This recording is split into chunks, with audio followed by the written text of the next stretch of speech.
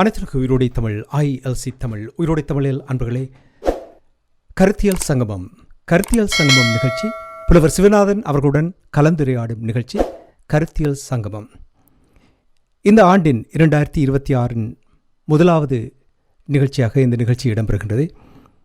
கருத்தியல் சங்கமம் என்ற அந்த நிகழ்ச்சியில் இன்று நாங்கள் சமூகம் ஒளிபெற என்ற தலைப்பில் நாங்கள் உரையாடி இருக்கின்றோம்.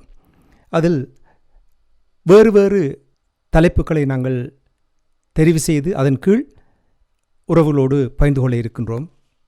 புலவர் சிவநாதன் அவர்களுடைய கருத்துக்கள் மிகவும் ஆழமான சிந்தனை தரக்கூடிய வகையில், சிந்திக்கக்கூடிய வகையில் கடந்த கால சம்பவங்களை ஒன்று சேர்த்து எங்களுடைய உறவுகளுக்கு கொண்டு வரும் தன்மை அவரிடம் நிறைய இருக்கின்றது. குறிப்பாக அடுத்த சந்ததியினரிடம் எங்களுடைய விடயங்களை பகிர்ந்து கொள்ள வேண்டும் என்பதில் மிகவும் ஆர்வம் காட்டிக்கொண்டு வருகின்றார்.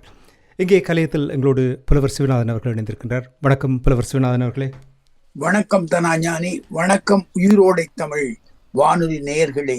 வருக வருக என்று எங்களுடைய உயிரோடை தமிழ் அன்பர்கள் சார்பாக உங்களை வரவேற்று இந்த நிகழ்ச்சியில் புலவர் சிவநாதன் அவர்களே, நான் ஏற்கனவே கூறியது போல கருத்தியல் சங்கமம் என்ற எங்களுடைய நிகழ்ச்சியில் இன்றைய தலைப்பில் சமூகம் ஒளி பெற என்ற தலைப்பில் நாங்கள் இன்று உரையாடப் போகின்றோம். இது ஒரு தொடர் நிகழ்வாக இருக்கப் போகின்றது என்பதை கூறிக்கொண்டு, இன்று முதலில் நான் புலவர் சிவநாதன் அவர்களே உங்களிடம் சமகாலத்தில் தொன்மையின் அடையாளம் தமிழர்களுக்கு எவ்வளவு அவசியம் என்பதை அறிந்து கொள்ள என்று விரும்புகிறேன். கூறுங்கள், சமகாலத்தில் தொன்மையின் அடையாளம் எவ்வளவு அவசியம் என்று கூறுங்கள். உண்மையில் நாங்கள் இன்றைக்கு ஒரு பெரிய சோதனைகள் வேதனைகள் நிறைந்த ஒரு கால ஓட்டத்தில், கால நீரோட்டத்தில் நாங்கள் பயணித்துக் கொண்டிருக்கிறோம். உண்மையாக பார்த்தால் நான் பல செய்திகளில் நான் உயிரோடை தமிழ் நிகழ்வுகளிலே சொல்லி இருக்கிறேன். நான் நினைக்கிறேன் இந்த ஆண்டுக்கான நிகழ்வுகள் கூட நாங்கள் செய்திருக்கிறோம் என்று நம்புகிறேன். உண்மையிலே நாங்கள் ஒரு புதிய ஒளியை தேடுகின்ற ஒரு ஆண்டாக இந்த ஆண்டை நாங்கள் அனைவரும் பார்க்கிற ஒரு அனுபவத்தை நான் உணர்கிறேன். எல்லாம் கடந்த காலங்களில் நடந்தவற்றை எல்லாம் கடந்து நாங்கள் இன்றைக்கு ஒரு புதிய பார்வையோடு, புதிய உணர்வோடு, புதிய சக்தியோடு நாங்கள் தமிழர்கள் இணைந்து செல்ல வேண்டிய ஒரு பயணத்தை நான் பார்க்கக்கூடியதாக இருக்கிறது.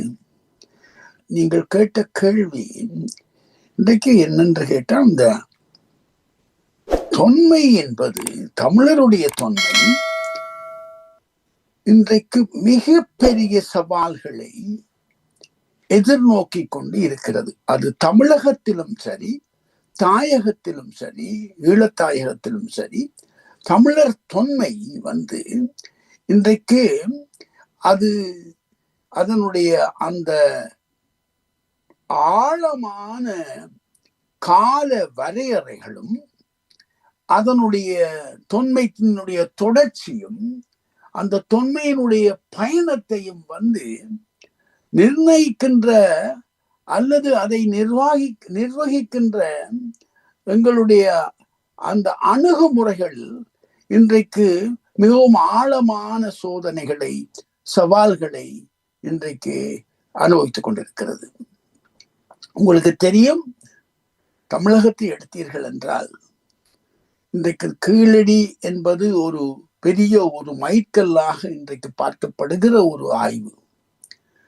அந்த கீழடி ஆய்வினை நடத்திய என் அன்புக்குரிய சகோதரர் அமர்நாத் ராமகிருஷ்ணா அவர்கள் உண்மையாக மிகப்பெரிய சவால்களை இன்றைக்கு அவருடைய அறிக்கையை வெளியிடுவதில் அவர் அனுபவித்துக் கொண்டிருக்கிறதை நீங்கள் எல்லோரும் இப்பொழுது கேள்விப்பட்டிருப்பீர்கள்.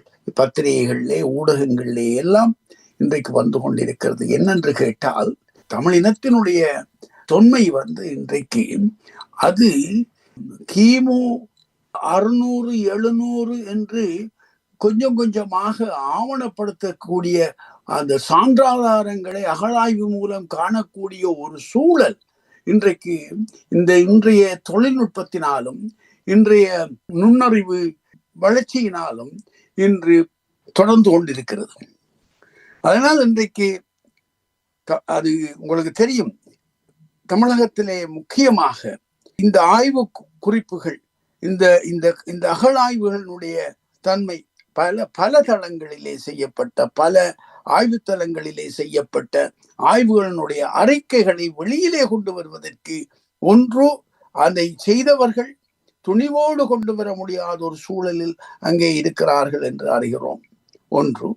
அடுத்தது, அங்கே மத்திய அரசு அதற்கான தடைகளை, அதற்கான பல முரண்களை ஏற்படுத்தி கொண்டிருப்பதாகவும் நாங்கள் அறிகிறோம். எனவே இந்த தமிழருடைய தொன்மை என்பது அது தொல்லியல் சார்ந்தும் அகழாய்வு சார்ந்தும் இன்றைக்கு நிறுவப்படுவதற்கான இந்த ஒரு காலத்தில், நிறுவப்படுவதற்கான ஒரு வாய்ப்புகள் நிறைந்த ஒரு காலத்திலும் அழுத்தங்கள், இந்த புற அழுத்தங்கள் அவற்றை கொண்டு வர முடியாமல் தடுத்து கொண்டே இருக்கின்றன. உங்களுக்கு தெரியும், ஒரிசா பாலு அவர்கள் குமரிக்கண்ட ஆய்விலே அவர் கடல் சார்ந்த ஆய்வுகளிலே எவ்வளவோ முயற்சிகளை எடுத்து அவர் தன்னுடைய வாழ்நாளை அதற்காகவே அர்ப்பணித்து வாழ்ந்து எங்களை விட்டு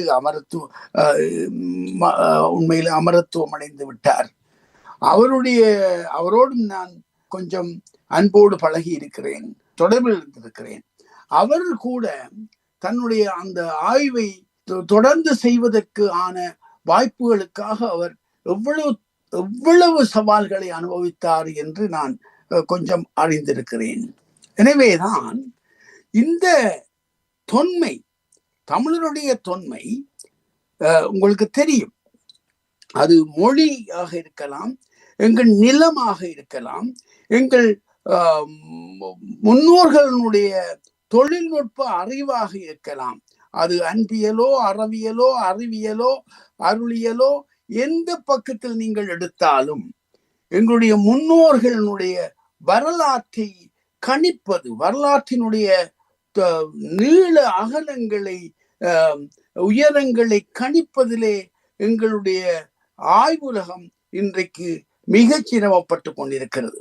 இது ஈழத்துக்கு வந்தோம் என்றால், எங்களுடைய ஈழத்தில் கூட பல பல ஆய்வுகளை எங்களுடைய ஆய்வாளர்கள், எங்களுடைய பல்கலைக்கழக ஆய்வு சிந்தனையாளர்கள் எல்லாம் நிறைய செய்திருக்கிறார்கள். இன்றைக்கு உங்களுக்கு தெரியும், பேராசிரியர் பத்மநாதன், புஷ்பரத்னம், இந்திரபாலா போன்றவர்கள் எல்லாம் எவ்வளவு ஆய்வுகளை தங்கள் கைவசம் வைத்திருந்தாலும் கூட, குறிப்பாக புஷ்பரத்னம் அவர்கள் எல்லாம் நிறைய செய்ததாக நாங்கள் அறிகிறோம். பேராசிரியர் பத்மநாதன் எங்களுடைய தமிழவையிலே வந்து நிறைய ஆதாரங்களை பேசி இருக்கிறார். ஆனால் இன்றைக்கு அங்கே இருக்கிற சிக்கல் என்னவென்று கேட்டால், இதை அந்த ஆய்வுகளை அல்லது தொல்லியல் தரவுகளை, தொல்லியல் சான்றுகளை இன்னும் தொடர்ந்தும் கொண்டு போவதற்கான அந்த ஆளுமைகளினுடைய குரல் வந்து கேட்க முடியாத ஒரு சூழலே நாங்கள் இப்பொழுது நிற்கிறோம். அதற்கு என்ன காரணம்? உண்மை, அதுக்கு காரணம் ஒன்று, அங்கே அடுத்த சந்ததி உருவாக்கப்பட்டதா இல்லையா என்று எங்களுக்கு சரியாக தெரியவில்லை. அதாவது இந்த அகழாய்வு தொல்லியலிலே, வரலாற்று துறையிலே அடுத்த சந்ததி எந்த அளவுக்கு உருவாக்கப்பட்டிருக்கிறது, அது அந்த ஆளுமை உருவாக்கங்கள் நடந்திருக்கின்றனவா, அந்த அனுபவங்கள் கையளிக்கப்பட்டிருக்கின்றனவா என்று எங்களுக்கு சரியான முறையிலே தெரியாது ஒன்று. இன்னொன்று, அந்த நாட்டுக்குள்ளே இருந்து கொண்டு இந்த தொல்லியல் சார்ந்த விடயங்களை பேசுவதோ எழுதுவதோ அல்லது அந்த நடவடிக்கைகளை, ஆய்வு நடவடிக்கைகளை சுதந்திரமாக செய்வதோ ஒரு பெரிய என்னென்று சொல்லலாம், பெரிய தடைகளுக்கு உட்படுத்தப்படும் என்கிற ஒரு அச்சம் அங்கே இருப்பது போலவும் நாங்கள் உணர்கிறோம். இதுதான் அங்கே இருக்கிற சிக்கல். அப்ப இந்த தொன்மையை பற்றி நீங்க தொன்மை ஏன் முக்கியம் என்று சொன்னால், எங்களுடைய, அதாவது அதை இனத்துவம் என்று சொல்வதை விட, எங்களுடைய, நீங்க கேட்டீங்க இன அடையாளம் என்று, எங்களுடைய அடுத்த சந்ததிக்கு, அடுத்தடுத்த சந்ததிகளுக்கு எங்களுடைய வரலாற்றை கொண்டு செல்வதானால், இன்றைக்கு எங்களுக்கு அந்த வரலாற்றை புரிந்து கொள்வதற்கே நாங்கள் பல காலம் எடுத்தது. உண்மையிலே எங்களுடைய இளமை காலத்திலே எங்களுடைய எங்களுடைய ஆழமான இலக்கியங்களூடாகத்தான், இலக்கியங்களிலே இருக்கக்கூடிய அந்த செய்திகளோடுதான் நாங்கள் வரலாற்றை பார்த்திருக்கிறோம், எங்களுடைய தொன்மையை பார்த்திருக்கிறோம். ஆனால் அந்த காலங்களிலே எங்களுக்கு சரியான முறையிலே இந்த வரலாற்று தொன்மையை சொல்லுவதற்கான தோற்றுவாய்கள் இருக்கவில்லை. அதை சொல்லுவதற்கான சரியான தொடர்புகளும் எங்களுக்கு இருக்கவில்லை இளமை காலங்களில், எங்களுடைய இளமை காலங்களில். அப்படியான ஒரு சூழல்ல நான் என்னை தூண்டிவிட்டவர்கள் என்று சொன்னால், அந்த அது நோக்கிய சிந்தனையை தூண்டிவிட்டவர்கள் என்று சொன்னால் கியாப்பே விஸ்வநாதன், ஆசா ஞான சம்பந்தம் மற்றும் அடுத்ததாக மாப்போ சிவஞானம் போன்றவர்களுடைய உரைகளை நான் கேட்டுத்தான், அவர்கள் பேசியதை கேட்டு அவருடைய பேச்சு மூலமாக தான் நாங்கள் அந்த தொன்மை பற்றி அறிந்திருக்கிறோம். அப்ப ஒரு உண்மையில பாத்தீங்கன்னு சொன்னால் கர்ண பரம்பரையாகவும் மிக சங்க இலக்கியங்கள் வடிவமாகவும் தான் எங்களுடைய தமிழர்களுடைய தொன்மை, ஆழமான தொன்மை காலங்காலமாக பரப்பப்பட்டு வந்ததே ஒழிய ஆவணப்படுத்தல்கள், சரியான ஆவணப்படுத்தல்கள் இருந்ததா என்று கேட்டால் இதுக்கு அப்பாற்பட்டு எங்களுக்கு சான்றுகளை தேடி சான்றுகளை கொண்டு வரக்கூடிய பார்வைகள் நான் நினைக்கல 30-40 ஆண்டுகளுக்கு முன்னுக்கு இருந்திருக்கும் என்று. இதை விட இன்னொரு விஷயம் நீங்கள் புரிந்து கொள்ள வேண்டும். நாங்கள் எங்களுடைய தொன்மையை, எங்களுடைய தொல்குடி வரலாற்றை எங்களுக்கு சொன்னவர்கள் யார் என்று கேட்டால் தமிழர்கள் அல்ல. முக்கியமாக நான் இதை பற்றியெல்லாம் நான் விரிவா நான் சொல்லுவேன். இப்ப நான் உங்களுக்கு நீங்க கேட்டதுக்காக, இந்த தொன்மையினுடைய அவசியத்துக்காக இதை சொல்கிறேன். ஏன் நாங்கள் இந்த தொன்மையின் அடையாள சிறப்பை நாங்கள் ஏன் பெரிசாக எடுக்க வேண்டும் என்ற கேள்விக்கு தான் நான் மறுமொழி சொல்கிறேன். ஏன் என்று கேட்டால், மற்றவர்களால் அதாவது ஏனைய இனத்தினால், அதாவது எங்கள் நாட்டை பிடித்தவர்கள், நாட்டை பற்றி படித்தவர்கள் சொன்னதை வைத்துக் கொண்டுதான் எங்கள் வரலாற்றை எங்கள் பல்கலைக்கழக ஆசிரியர்களை ஒரு காலத்தில் பேசியிருக்கிறார்கள். அதை நீங்கள் புரிந்து கொள்ளணும். குறிப்பாக பிரித்தானிய ஆய்வாளர்கள், அடுத்து அதுவும் ஆய்வாளர்கள் செய்வதற்கு வரவில்லை, அங்கே அதாவது பாலங்கள் கட்டுவதற்கும் வீதிகள் அமைப்பதற்கும் அவர்கள் அகழாய்வு வேலைகளை செய்த பொழுது, சைட் இன்வெஸ்டிகேஷன் என்று நாங்கள் சொல்வோம், சைட் இன்வெஸ்டிகேஷன் மாத்திரமல்ல, எக்ஸ்கவேஷன், டீப் எக்ஸ்கவேஷன் சொல்லுவோம், மிகவும் ஆழமான கிடங்குகளை வெட்டுகிற பொழுது அங்கே அகப்பட்டு கொண்ட சில சான்றுகளை வைத்துக் கொண்டுதான் அவர்கள் இந்த இடத்திலே சிந்துவெளி நாகரிகம் கூட அப்படி ஒரு எதிர்பாராத விதமாக தான் இதுகள் எல்லாம் அவர்கள் கண்டுகொண்டார்கள். அப்படி கண்டுகொண்ட பொழுது அவர்கள் திட்டமிட்டெல்லாம் அவர்கள் பெரிய ஆய்வு செய்யவில்லை. அவர்கள் என்ன சொன்னார்கள் என்றால், ஒரு பெரிய தொல்நாகரிகம், மிக ஆழமான மிக நீண்ட கால எல்லை கொண்ட ஒரு நாகரிகம் இங்கே இருக்கிறது என்று சொன்னார்கள். ஆகவே அது கூட நான் ஆழ்கடலுக்குள் ஆறுகிற முன்னோர் என்ற என்னுடைய நூலை எழுதுகிற பொழுது, நூலுக்கான கட்டுரைகளிலே நான் தொகுத்து கொண்டிருக்கிற பொழுது, எழுதுகிற பொழுது, அது நான் சொல்வது 70களிலே நான் ஒரு பொறியியல் கல்லூரி பொறியியல் கல்வி மாணவனாக, கட்டட பொறியியல் மாணவனாக இருக்கிற பொழுது நான் தேடிய போது கிடைத்தவற்றில் எல்லாம் திராவிடம் என்ற சொல்லுத்தான் இருந்ததே ஒழிய தமிழர் என்று தமிழர்களை இனங்கண்ட ஒரு தமிழர் நாகரிகமாக இந்த தொன்மையை பார்க்கவில்லை அந்த காலங்களிலே. அது எழுதிய அந்நியர்கள் கூட, மேக்ஸ் முல்லர் போன்றவர்கள் என்ன செய்து விட்டார்கள் என்றால், இந்த திராவிடம் என்ற ஒரு சொல்லை வைத்துக்கொண்டு திராவிடர் என்று சொன்னார்களே ஒழிய தமிழர் நாகரிகம் என்று சொல்ல இல்லை. இன்னும் ஒன்று, எழுத்துக்களை கூட சரியான முறையிலே தமிழ் எழுத்துகள் என்று இவர்கள் பேச தொடங்குவது இப்பொழுதுதான். இதைத்தான் நாங்கள் புரிந்து கொள்ள வேண்டும். இன்றுதான் இப்ப கடந்த நான் நினைக்கிறேன் ஒரு 10 வருஷமா இருக்கலாம், இந்த தமிழ் என்று பேச தொடங்குகிறார்கள் என்று. முதல் பிராமி எழுத்துக்கள் என்று சொல்வார்கள். இதெல்லாம் நான் உண்மையில உங்களுக்கு நான் முன்மாதிரியான தகவல்களாக சொல்றேன். ஏன் எங்களுக்கு இந்த தொன்மையை பற்றி நாங்கள் அறிய வேண்டிய தேவை இருக்கின்றால், அதற்கான அரசியல் அழுத்தங்கள், அந்த அவற்றின் மீதான அரசியல் அழுத்தங்கள், அறிவியல் அழுத்தங்கள், அது மாத்திரமல்ல அதற்கும் அப்பாற்பட்ட பொருளியல் அழுத்தங்கள். உங்களுக்கு தெரியும், தமிழர்கள் அதாவது உங்களுக்கு செம்மொழி என்று எடுத்தால் 6 செம்மொழி செம்மொழிகள் 6 என்று சொல்வார்கள். அதிலே 4 செம்மொழிகள் பேசப்படாத மொழிகள், 2 மொழிகள் தான் பேசப்படுகிற மொழிகள். அதிலே ஒன்று சீனம், மற்றது தமிழ் என்று சொல்வார்கள். ஆகவே எங்களுடைய தொன்மையை பற்றி வெளியிலே கொண்டு வர்றதுக்கு அதுக்கு ஆதரவு தருபவர்கள் மிக குறைவு எங்களுக்கு.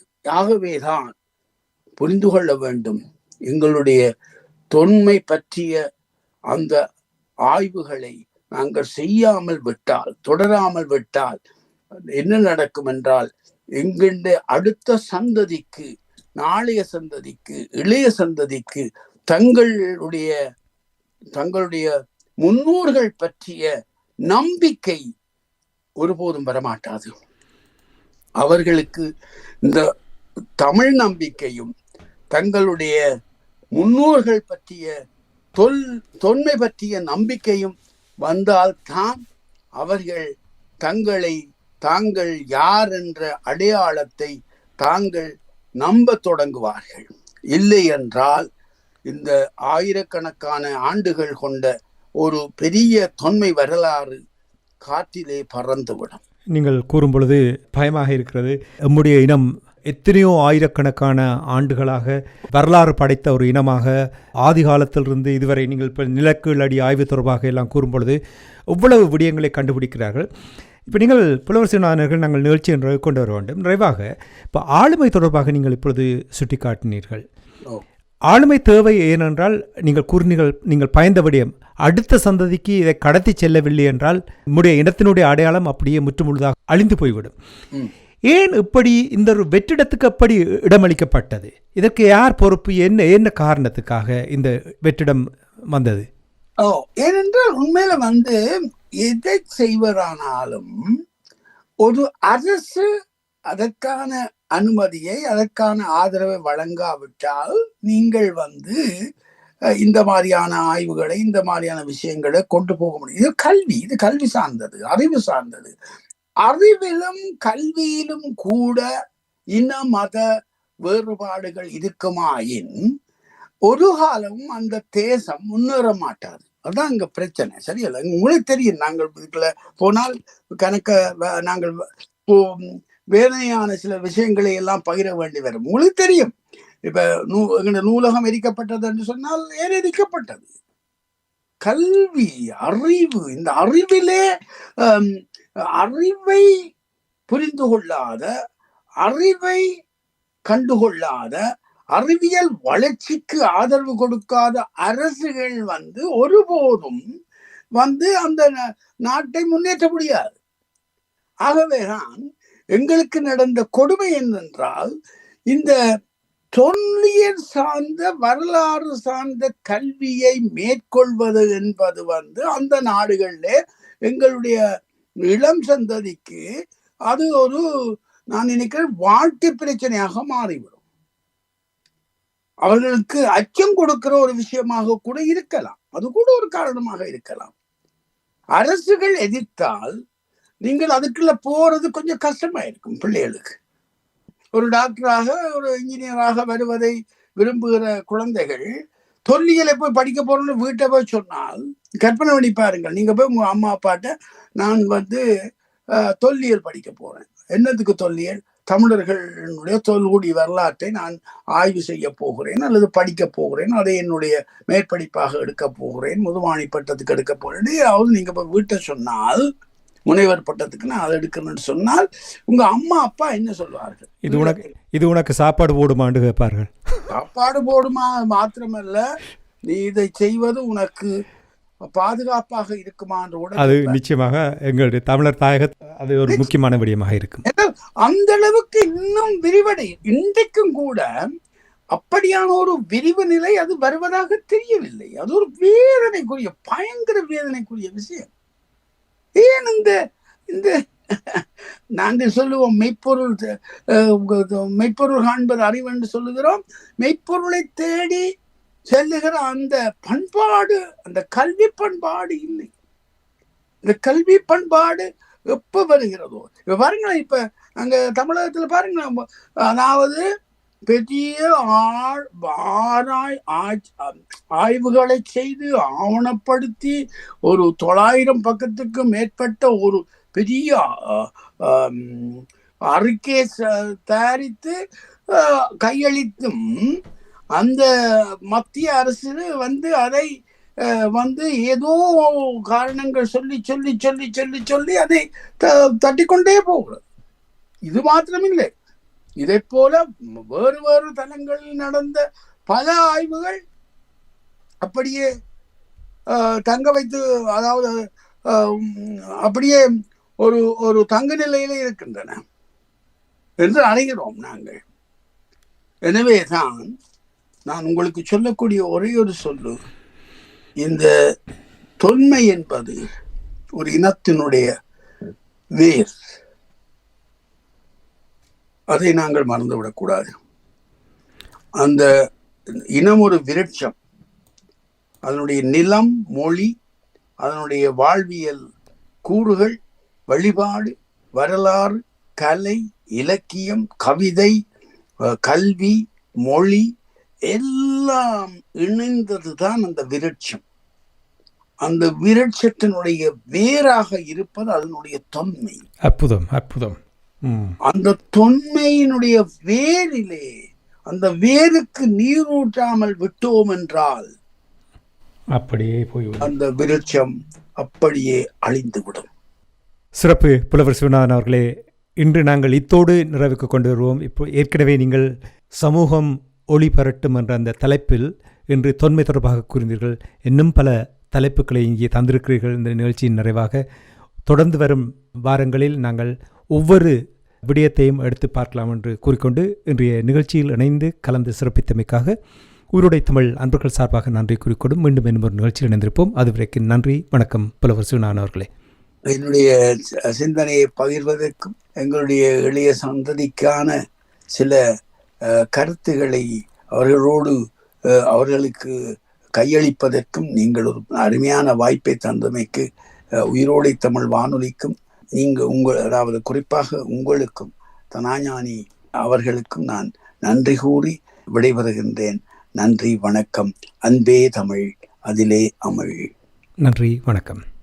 எமது பார்வையாளர்களுக்கு வணக்கம். மக்களின் குரலாய் ஓங்கி ஒலிக்கும் இலக்குமின் இதழ் மற்றும் உயிரோடை தமிழ் வானொலி ஆகிய இவ்விரு ஊடகங்களும் உங்களைப் போன்ற எமது நேயர்கள், நண்பர்களின் ஆதரவிலேயே இயங்கி வருகின்றன. மிக குறைந்த வளங்களுடன் பல இடர்கள் மற்றும் தடைகளை தாண்டி பயணிக்கும் எமது ஊடகங்களின் பணிகள் மேலும் வளர உங்களால் முடிந்த நிதியுதவியை வழங்கி இன்னும் காத்திரமான செயற்பாடுகளை முன்னெடுக்க உதவுமாறு மிகவும் பணிவன்புடன் வேண்டி நிற்கின்றோம். உங்கள் பங்களிப்பு உங்களின் உரிமை குரலாய் ஓங்கி ஒலிக்கும். நன்றி.